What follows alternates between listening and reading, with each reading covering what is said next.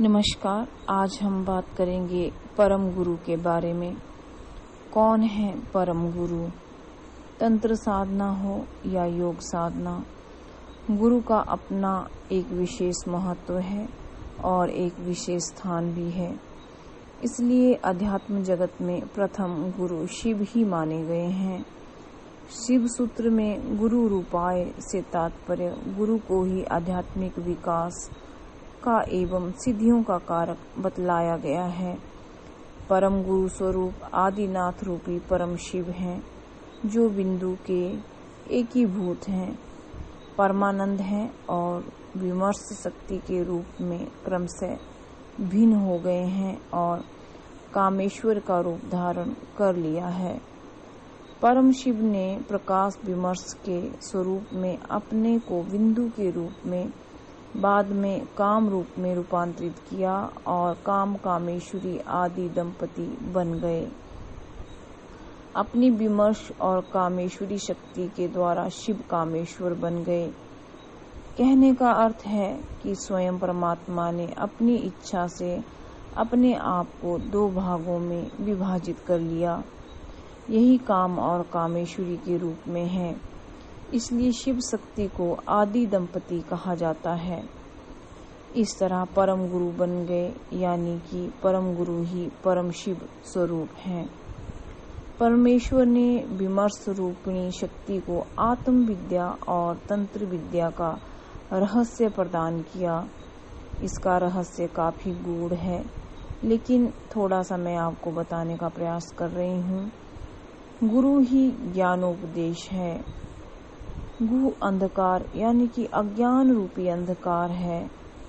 रू निवर्तक यानी अंधकार रूपी अज्ञान से बाहर निकलने वाले को ही या निकाल लेने वाले को ही गुरु कहा गया है। इसलिए शिव ही जगत के प्रथम गुरु हैं। कहने का अर्थ यह है कि शिव प्रकाश हैं और शक्ति विमर्श कला है। इन्हीं में 36 तत्व हैं और सभी वर्ण समाहित हैं।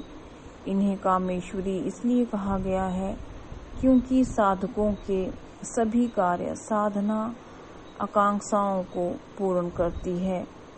तात्पर्य यह है कि परमेश्वर अपने को विभाजित करके कामेश्वर और कामेश्वरी के रूप में प्रथम गुरु शिष्य बनकर समस्त ज्ञान और विज्ञान और तंत्रों के गूढ़ रहस्य को जगत के सामने भाषित करने वाले हैं। जगत में ज्ञान विज्ञान का विस्तार जगत गुरु शिव और पार्वती के द्वारा हुआ। इसलिए परम गुरु शिव हैं और प्रथम शिष्या पार्वती ही हैं। इसलिए गुरु का स्थान सर्वोच्च है। गुरु ही शिव स्वरूप हैं। इसलिए गुरु का अपमान ब्रह्म हत्या के समान या सदृश्य माना गया है।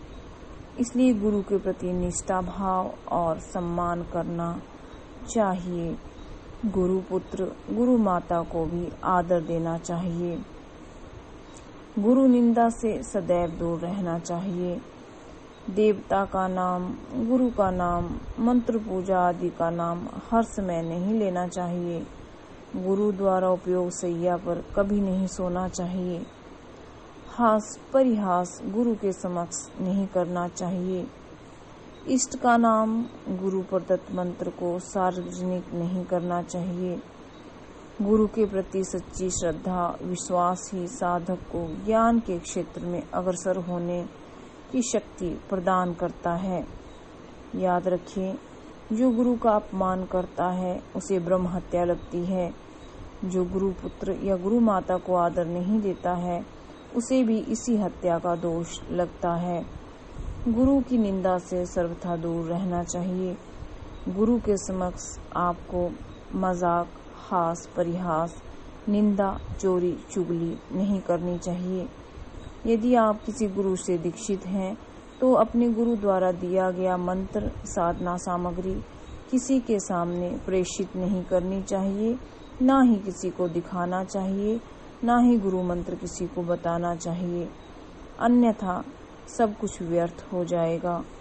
नमस्कार।